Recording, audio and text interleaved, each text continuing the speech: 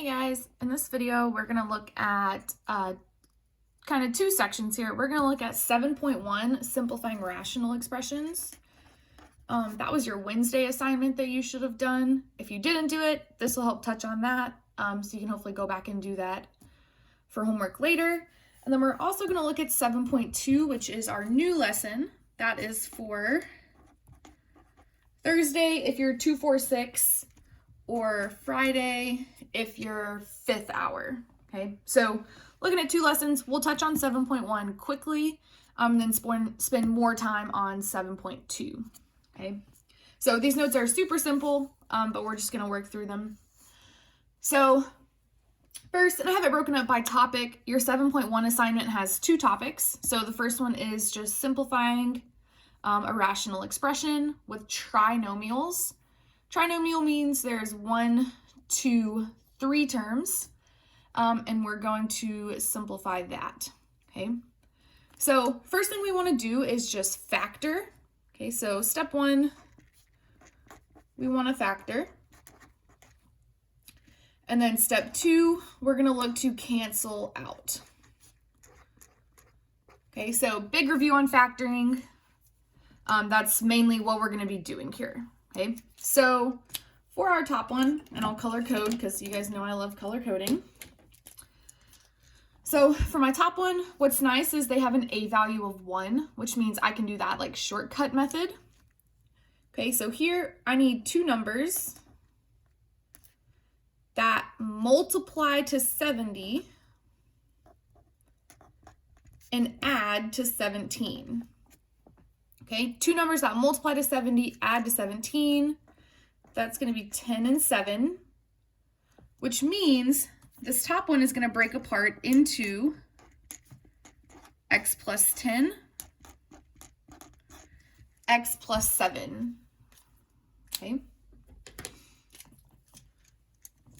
And then next for this bottom one, I have 40. So I need two numbers that multiply to negative 40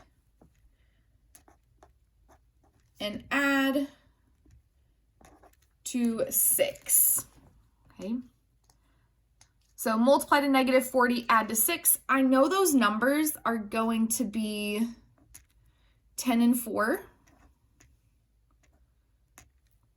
I just have to figure out, since I multiply to a negative, which is positive, which is negative.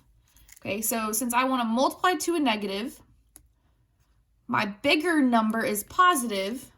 That means it's going to be a positive 10 and a negative 4. And we keep it as a fraction, so we factored the top. The bottom is going to factor into x plus 10, x minus 4. Okay. Once it's factored, then we look to cancel out. So I'm looking to see what do I have on top that I also have on the bottom. So for this one, you'll see I have x plus 10 and x plus 10. So I'm left with x plus 7 over x minus 4. Okay. And when you type it into Delta Math, you might have to put parentheses around the top one, just so it'll divide the whole thing and not just like the 7. Okay.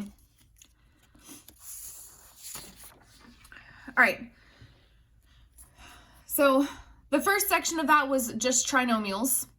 Here we're still simplifying rationals. We're still doing the exact same thing. Okay, so we still want to factor, then cancel. Okay, you'll just notice now I have a binomial and a trinomial. Okay, same thing though. Remember our shortcut whenever it's a binomial. I know that this x squared minus 4, okay, that's the difference of two perfect squares. That's going to factor into x minus 2, x plus 2. Okay, x minus 2, x plus 2 over this bottom one is a trinomial, so we're going to factor that like normal. So I need two numbers that multiply to negative 8 and add to negative 2. The only way I can multiply to 8 is 8 and 1, which does not give me 2, or 4 and 2. I need to multiply to a negative, which means, and add to a negative, so the bigger one is going to be the negative. Okay, so that's going to be x minus 4, x plus 2, and then I'm just looking to see what do I have on top that I also have on the bottom. So x minus 2, nope. X plus 2 though, I also have an x plus 2 on the bottom, okay? So the answer I'm left with is x minus 2 over x minus 4, okay? So that's 7.1, simplifying rationals. You're really just looking to factor, and then after you factor, you cancel out, okay? Next, 7.2, okay, so now we're starting that Thursday assignment. Well, Thursday / Friday, I guess, depending on when you're watching it. And we're just gonna look at proportions, okay? So remember, a proportion is when two fractions are set equal to each other, okay? So the first ones, notice they're simple because they look simple, okay? So whenever we go to solve a proportion, we want to do the cross product, okay? So we want to do the cross product, which means we're going to cross multiply, okay? So that's where we draw our x's, and we multiply things that are across from each other. And I'm going to have to grab a calculator for some of these.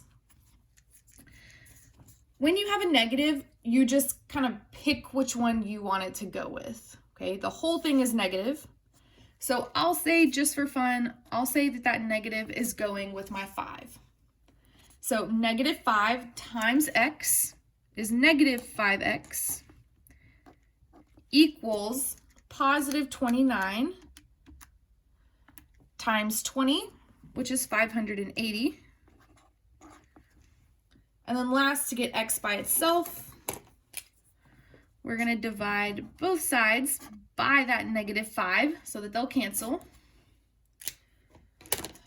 And we are left with x equals 580 divided by negative 5. That gives us negative 116. Okay. All right, here we're going to be doing the exact same thing. Now I just don't have any negatives. Okay. Same thing though, when it's just fraction over a fraction, we're going to cross product. Okay, and it doesn't matter which one you do first. Here I did 5 and x first, then 29 and 20. Here I'll do the opposite way. Doesn't matter, we just have to do cross equals cross. So x times 7 is 7x equals 14 times 26 gives us 364. Okay. Next step here, to get x by itself, we're going to divide both sides by 7 because we want those to cancel. Okay. So x equals 364 divided by 7. X is 52. Okay. All right, so those are simple proportions. So you can just imagine we're going to get just a little more complex as we go. Okay. All right, this page, both of these are solving linear rational equations, which means whenever we see linear, that means we're just going to have an x as our variable. Okay.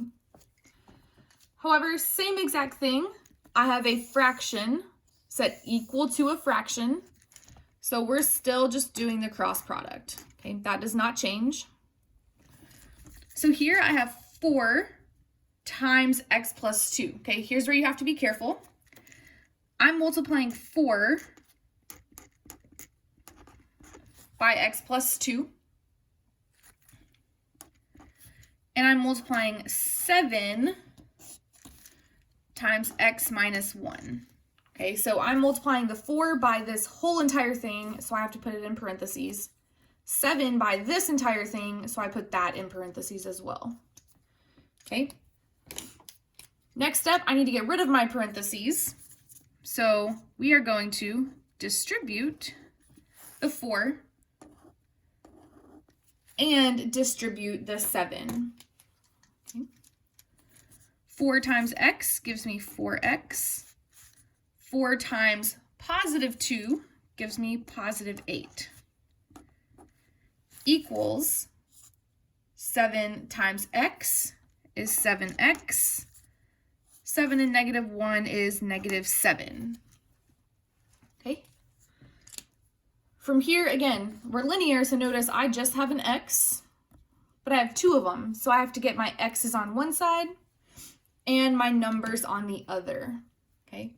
I like to move my x's first. That's just a personal preference.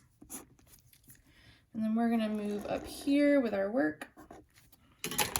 Oops. So on this side, we're just left with 8 equals 7 minus 4 is going to leave me with 3 x's total minus 7. Okay, now that I have my x's consolidated to 1, now I need to move my numbers over. So I'm going to add 7 to cancel these out. 8 plus 7 gives me 15. Okay. And then we are going to divide both sides by 3. And we get that x is equal to 5.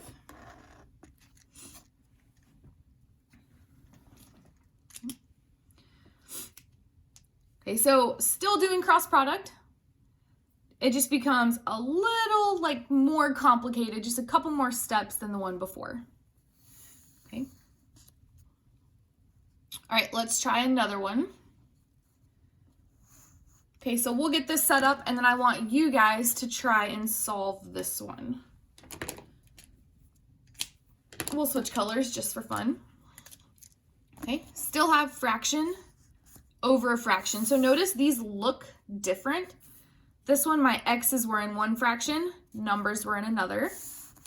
Here, I have x's here and x's over here. That doesn't matter. We're still gonna solve it the exact same way, okay?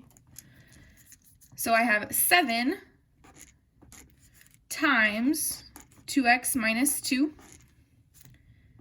equals, I have 8 times x minus 7. Okay. All right, now that this is set up, I want you guys to try this one, and then we'll work through it. Okay. So first step you're going to do is we're going to have to distribute and get rid of our parentheses. So 7 times 2 leaves me with 14x. 7 times negative 2 leaves me with negative 14. Okay. Over here, 8 times x is 8x. 8 times negative 7 is negative 56.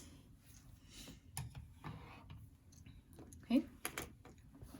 Same thing as before, I have x's on both sides, numbers on both sides. I want to consolidate and get x's on one side, numbers on the other. Okay. I'm going to start with my x's. So 8's the smaller one. I'm going to move it. So I'm going to subtract 8x from both sides. And then just like last time, we're going to continue our work up here. 14 minus 8x is going to leave me with, oh man, gotta switch colors. 6x minus 14 equals negative 56. Okay. Next, I'm going to add 14. Those cancel. So on this side, the 14's gone, so we just have 6x. Negative 56 plus 14 leaves me with negative 42. Last step to get x by itself, divide both sides by 6. And that leaves me with x equals negative 7. Okay. All right, so notice the linear ones, the steps were the exact same. Multiply, distribute, multiply, distribute. Okay, then from there, we're just solving for x. So we want to get it to where our x's are on one side, and then we have all the numbers, the constants on the other side. Okay. All right, last problem. So these were solving linear, so we just had x. Now we're going to be solving quadratics, which remember, quadratics means we're going to end up with an x squared term that we're going to have to solve. Okay. However, same thing. I have fraction over a fraction equals fraction over a fraction. So I still am going to have to do the cross product. Okay, our steps will be the exact same. So here I have x times x minus 9. Okay, and we can see right away that's how we're going to get our x squared. Going the other way, I have negative 4 times x minus 6. Okay, I'm going to distribute so I can get rid of those parentheses. X times x leaves me with x squared. X times negative 9 is negative 9x. Negative 4x and positive 24. Okay. When I have a quadratic like this, our goal is we want it set equal to 0. Okay, so when it was linear, we wanted x's on one side, numbers on the other. Here though, since I have this quadratic, our goal is going to be to get it set equal to 0. Okay, so in order to do that, I'm going to have to move over this 4x, and I'm going to move over this 24. So over here, everything's gone, which means we're left with x squared. Negative 9 plus 4 leaves me with a negative 5x minus 24. Okay. Because I have this x squared, okay, we're going to have to factor. Okay, I have x squared, we're going to factor. Good news is our a value is 1, which means I can break it apart into x and a number, x and a number. Okay, here I'm looking to multiply to negative 24 and add to negative 5. So multiply to negative 24, add to negative 5. Okay, that's going to be negative 8 and positive 3. Okay. So we factor, then we're going to solve. And remember, when we solve, we take what's in the parentheses and set it equal to 0. Okay, so we factored, now we're solving. So here I'm going to add 8 to both sides. Over here, I'm going to subtract 3 from both sides. That gives me a solution of x equals 8 and a solution of x equals negative 3.